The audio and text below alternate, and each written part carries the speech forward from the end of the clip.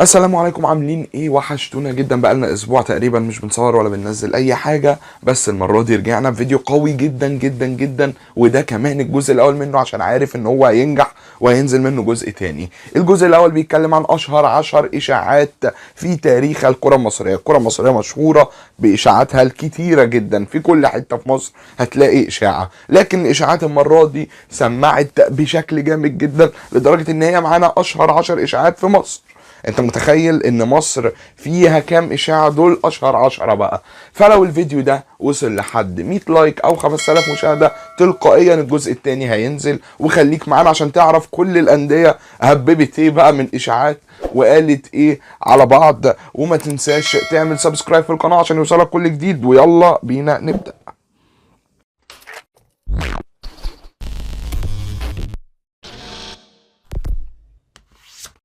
عامل ايه واخبارك ايه؟ يا رب تكون بخير. الدوري المصري انت عارف ان كله اشاعات، كله مجنون. فاحنا هنبدأ بالمركز العاشر على طول، واجدد اشاعة بس سمعت بشكل قوي جدا هو ان كريستيانو رونالدو هينتقل للاهلي المصري.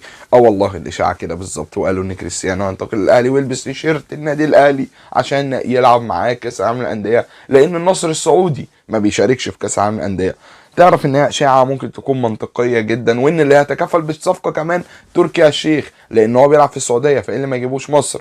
بس هو الاشاعه دي لو فكرت ثانيه هتلاقيها اشاعه ساذجه جدا، لان كريستيانو رونالدو الاولى بدل ما يروح يلعب في مصر عشان كاس العالم الانديه يروح يلعب في السعوديه اساسا اللي هو بيلعب فيها، وينتقل لنادي الهلال ويلعب في كاس العالم للانديه وخلاص. الموضوع هيخلص على كده، وتركي الشيخ كمان هيكسب بونت عند جمهور الهلال السعودي، يعني ما فيهاش مشكله خالص. فلو جيت فكرت فيها، لا، هو يفضل في السعوديه، يعني ده المنطقي لو عايز يلعب كاس العالم للانديه، او كمان يروح ريال مدريد عشان يستكمل معاه رحلته باخر شكل ممكن، وهو كاس العالم للانديه، عشان ما ينفعش كاس العالم للانديه ما يبقاش فيه كريستيانو وميسي. وفي المركز التاسع إشاعة بقيادة رئيس نادي سموحة فرج عامر، اما طلع في القنوات كلها بعد ما مصر خسرت فرصة الصعود لكأس العالم عن طريق السنغال. اما كسبت مصر بضربات الترجيح وخرجتها من التصفيات وصعدت هي مكانها في المقعد الافريقي، طلع قال لك اللي حصل في ماتش السنغال من تجاوزات ده مش هيعدي، وماتش السنغال ومصر هيتعاد وهنلعب تاني ومحدش يقلق. الكلام ده كان في شهر 3، وكأس العالم كان في شهر 11. شهر 4 جه، شهر 5 جه، شهر 6 جه، شهر 7 جه. فين يا عم فرج عامر؟ قال لهم ما تقلقوش، كده كده الماتش هيتعاد، انا واثق ان احنا خلاص بنقدم ادله للفيفا، وقبل ما كاس العالم يتلعب هنكون عدنا ماتش مصر والسنغال، وما تخافوش احنا هنلعب كاس عالم، يعني هنلعب كاس عالم. فشهر 9 جه، شهر 10 جه، شهر 11 جه، السنغال لعبت ماتشاتها، السنغال كسبت وصعدت، السنغال خرجت من انجلترا. طب يا عم فرج عامر فين؟ فرج عامر شغل وضعية الصمت لغة العظماء، واختفى بعديها بالتصريحات دي عشان يبقى دي 9 اشهر اشاعة في تاريخ مصر. في المركز الثامن معانا اشاعه غريبه قوي، انا مش عارف ازاي انتشرت اصلا وسمعت في العالم كله، واللي كان بيقولها رضا عبد العال، فكان بيتكلم بثقه غريبه وهو بيقولها. رضا عبد العال قال لك ان نادي نبرو عمل توأمة مع نادي بايرن ميونخ. والله العظيم زي ما قال لك كده، قال لك عايزين يعملوا معانا توأمة، يعني بايرن كمان هو اللي طلب، وياخدوا لعيبه من عندنا، تسيبوا الدرجه الثالثه ويروحوا بايرن ميونخ، دول مجانين دول ولا ايه؟ وكمان هيجيبوا لنا لعيبه من عندهم. يعني انت هتلاقي توماس مولر لابس تيشيرت نادي نابارو الرياضي القريب بعد ما اعلن رحيله عن نادي بايرن ميونخ. الاشاعه مش مصدقني طبعا، وبتفكر ان انا بقول اي كلام. بص هو بيتكلم وهو بيقول لان اللي حصل. وعلى فكره اتبعت لنا فاكس من بايرن ميونخ بيقول لك انت بتتريق، اقسم بالله زي ما بقول لك كده، وبيقول لك عادي ومفيش مشكله، واحنا هنعمل معاكم توأمه وبتاع وده شرف لينا ان انتوا بتلبسوا فانيلاتنا فعلا بالظبط قبل ما هو يشتغل لك الفيديو وهو بيتكلم ان هو قال ان احنا لبسنا تيشيرتات نادي بايرن ميونخ في الكاس عشان ما كناش لاقيين تيشيرتات نلبسها بسبب خناقه مع الراعي. ده كلام حقيقي ومظبوط جدا، بس بعد كده هيبدا يعلى بالليفل قوي، يقول لك ان في فاكس اتبعت لنادي نابارو من بايرن ميونخ بيقول ان هم ما عندهمش مشكله اطلاقا وعايزين يعملوا توأمه معانا. الفكره كلها ان اساسا نادي نابارو ما عندوش تليفون فيه فاكس اساسا. فخلينا نتكلم بقى في المركز السابع. وفي المركز السابع بقى معانا انتقال غريب جدا انتشر على السوشيال ميديا، معرفش انتشر ليه ومعرفش الناس صدقته ازاي، وهو انتقال سيرجيو راموس انه يلعب في نادي الزمالك. الكلام ده امتى؟ الكلام ده في انتقالات يناير 2025 انتشر بشكل كبير اخبار ان الزمالك بيفاوض سيرجيو راموس، وفي الرتوش الاخيره وخلال ساعات هيوصل الزمالك، وسيرجيو راموس هيلعب في الزمالك مكان محمود حمدي الونش جنب حسام عبد المجيد. الكلام اللي انا بقوله ده غريب قوي، بس هي دي اشاعه انتشرت واتصدقت فعلا ان سيرجيو راموس رايح الزمالك. خلص يناير لان سيرجيو راموس بيلعب في نادي مونتيري المكسيكي عادي جدا ولا اي حاجه حصلت، على انه عايز يلعب كاس العالم للانديه، وده حق مشروع جدا ليه. ومعرفش ازاي انتشرت اشاعه انه هيلعب في نادي الزمالك. وفي المركز السادس معانا هو انتقال نونو سانتو فين؟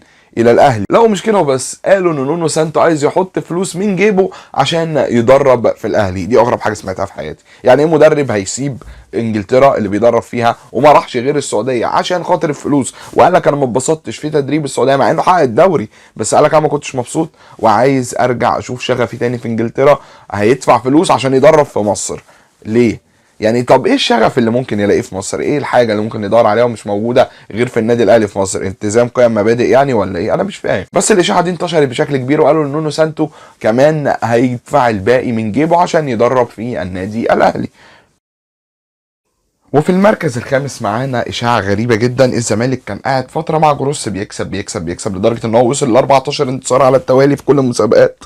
قال لك الزمالك من كتر ما مستواه كويس انه هيقدم طلب وهيروح يلعب في الدوري الاسباني. بجد؟ والله العظيم بجد. اللي قال كده اعلاميين اتنين لو انا فاكر كويس، خالد غندور وملعب الشريف. برنامج ملعب الشريف ده كان بيقول حاجات مسخره، كويس انه اتلغى الحمد لله يا رب، لان هو كان بيقول حاجات لا على البال ولا على الخاطر. منها الحاجه اللي زي دي، عايز يودي الزمالك يلعب في الدوري الاسباني ليه؟ واحنا مستحملين هنا عشان نروح نلعب في الدوري الاسباني؟ يعني المفروض اللي يطلع في المركز الاعلامي يكون عارف هو بيقول ايه اصلا، حتى لو على سبيل الهزار والدعابه والخفه الدم اللي مش موجوده اساسا عند الناس.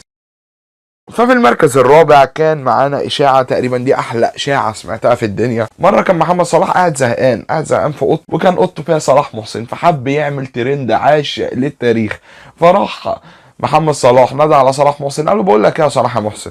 قال له يا كابتن محمد صلاح، انت تعرف ان حبايبي في ليفربول مكلميني عنك؟ قال له بجد والنبي يا كابتن؟ قال له يا ابني عيب عليك، انا محمد صلاح مش هحاور عليك، عايزينك في ليفربول تلعب معاهم يا راجل. والله عايزينك في ليفربول باي شكل، لان انت مطلوب جدا في ليفربول ومحبوب جدا من ايام ما كنت بلعب اول موسم مع يورجن كلوب، وشايفينك انت مكان فيرمينيو خلاص. فطبعا صلاح محسن خد الكلام من كابتن محمد صلاح وطلع على القنوات تاني يوم، راح لسيف زاهر قال له يا كابتن سيف انا جاي لي عرض من ليفربول. فسيف زاهر استغرب قال له ليفربول؟ قال له محمد صلاح كلمني وقال لي ان في عرض جاي لليفربول. سيف زاهر قفش على طول انها اشتغاله، فراح مزود عليه قال له انت شايف نفسك بقى مكان فيرمينيو وكده؟ بس بصراحه انا ما اعرفش ليفربول الكبير ولا الصغير، وانا بصراحه وقفت عند الجمله دي كتير، يعني ايه الكبير ولا الصغير يعني، ولا ازاي، ولا مش عارف. المهم ان قال له انا مطلوب في ليفربول وهلعب مكان فيرمينيو، والحكايه والروايه والكلام ده كله، عشان تبقى دي رابع اقوى اشاعه في تاريخ مصر كله.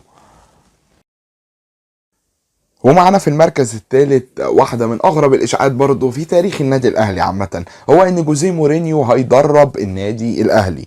أيوة جوزيه مورينيو هيدرب النادي الأهلي. أنا سمعت الإشاعة دي واستغربت، بس كمان اللي يخليك مستغرب إن هو كان وسط مساب روما، يعني كان هيسيب روما ويروح النادي الأهلي. ليه؟ لأن روما طبعا مش بيئة مناسبة للتدريب، إنما الأهلي طبعا بيئة مناسبة جدا للتدريب في مصر. إن هو الأهلي بينافس على 90 بطولة، لو خد 85 وخسر 5 يقولوا له يلا يا فاشل اطلع بره. كانوا عايزين مورينيو يدرب النادي الاهلي، وقال لك خلاص مورينيو يقترب بشده مع وكيل اعمال واحد هيدفع له الفلوس ومستثمر سعودي هو اللي هيتكفل بالصفقه وهيدرب النادي الاهلي. بس طبعا طلع الكلام ده كله هري فاري، ودلوقتي مارسيل كولر ماشي مع الاهلي، وما يمشي هنسمع اشاعات برضه نعمل بيها جزء تاني حلو زي الفل. وفي المركز الثاني، بس قبل ما نروح انا عايزك تكون بتتفرج ومبسوط وتقول لي ايه الاشاعه اللي استغربت بيها اكتر حاجه، زائد ايه الاشاعه اللي انا ما قلتهاش لحد دلوقتي يمكن تقولها وتلاقيني فعلا قايلها في المركز الثاني او الاول. ولو توقعت المركز الاول صح هننزل الكومنت بتاعك في الفيديو الجاي.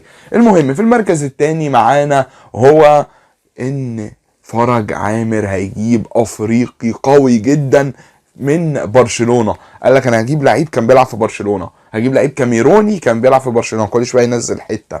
فخلاص الناس توقعت ان هو صامويل ايتو. قال لك صامويل ايتو خلاص هيلعب في سموحه، صامويل ايتو هيلعب جنب اوميد اوكري في سموحه. الدنيا كانت بايظه، الدنيا ما كانتش متوقعه خالص ان صامويل ايتو فعلا هيسيب انطاليا سبور التركي ويروح لنادي سموحه. فرج عامر قعد يهري على الناس شهر بحاله، وبعد كده قال لك لا للاسف المفاوضات توقفت مع اللاعب ايتو ونتمنى له التوفيق. لو النبي انت بتحاور علينا. قعد يقول لك المفاوضات ماشيه كويس وهنجيب ايتو هيبقى يلعب في مصر ويلعب في سموحه ومش عارف ايه وهنبيع تيشيرتات وقصه ودنيا ودين، وطلع في الاخر بيهري طبعا. وفي المركز الاول الاشاعه اللي انتوا كلكم فاكرين اني نسيتها، بس مش هينفع ما احطهاش غير في المركز الاول. اما المستشار مرتضى منصور طلع مع خالد الغندور وقال انا هجيب صفقه هتصدم مصر وجمهور الزمالك بالاخص. قال له هتجيب مين يا سياده المستشار؟ قال له هجيب رونالدينيو. انا سمعت الخبر ده انت عايز ايه؟ انت بتقول ايه؟ انا اتفرجت على الحلقه دي لايف، انا فاكر وانا صغير في 2014 شفت الحلقه دي لايف، يعني من 11 سنه، دي جلدايه بالنسبه لي عمرها ما هتقدم. اما قال لك رونالدينيو خلاص جاي الزمالك، والله العظيم قال كده، قال لك رونالدينيو هيمضي في نادي الزمالك. رونالدينيو ازاي يا مستشار؟ قال لك انا هتصرف وهدفع له بقى فلوسه وهلمها تاني من الرعايه والاعلانات. حسسك ان هو بيتكلم على اننا مثلا يوفنتوس ورايحين نجيب رونالدينيو، وان مبلغ 30 مليون دولار ده موجود في الخزنه مش متدينين لطوب الارض، وساعتها كنا بندفع فلوس اجوجو اساسا. قال لك لا رونالدينيو جاي الزمالك خلاص، رونالدينيو بيخلص في النادي. وطبعا قعد شهرين 3 على حس القصه دي بيهري وبيتكلم ويقول تصريحات اغرب زي انه هيبني استاد، هيبني فرع اكتوبر، مش عارف الكلام ده من 11 سنه ولحد دلوقتي ما حصلش، ولحد ما مشي اساسا ما حصلش. فهو ده اللي قعد يقوله وقعد يتكلم فيه، وقعد ان رونالدينيو خلاص مخلص في الزمالك، خلاص نخش الانتقالات اللي بعديها. ما بتشوفش اي لعيبه، كان بيجيب لها صلاح ريكو وعماد فتحي مع احترامنا اساميهم، بس مش رونالدينيو يعني. وده كان الجزء الاول بس، لان الجزء الثاني هيبقى فيه مصايب اساسا من اللي هتتحكي بسبب الاشاعات. مصر كلها اشاعات، سواء كانت اشاعات من مسؤولين، سواء كانت اشاعات من جمهور، سواء كانت اشاعات من اي حد. ولو انا نسيت اقول اي اشاعه وانت فاكرها وقويه جدا قولها لي، ولو عجبتني احطها معانا في الجزء الثاني مفيش مشكله، وهقول اسم اللي حطها كمان. ولو عجبك الفيديو ده ما تنساش اعمل لنا لايك وشير وسبسكرايب في القناه عشان يوصلك كل جديد، وسلام عليكم.